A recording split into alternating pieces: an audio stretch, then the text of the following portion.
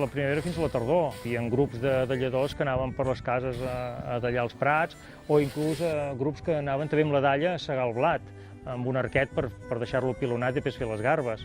Vull dir que la dalla s'ha fet servir per moltes coses durant tot l'any. Crec que si fa 19 anys que ho fem és que ja fa uns 20 anys que no veiem aquests avis per aquí a la vora netejant els camps. Perquè no hi són o perquè les han substituït desbrossadores. Habitual, 20-30 anys enrere, habitual, i 40 o 50 anys enrere era el que hi havia.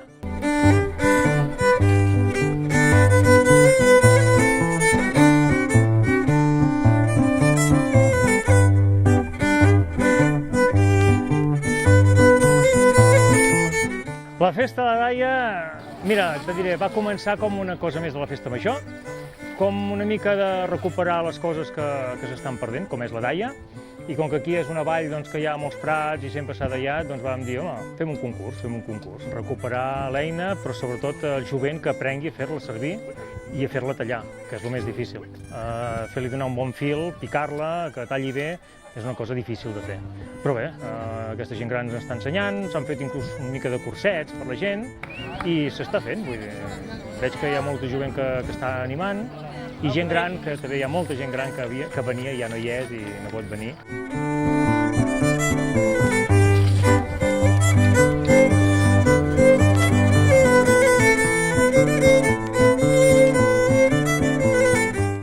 Anys que hem anat fent, van començar 9 dalladors i 3 de dalladores i ara avui som 60 dalladors.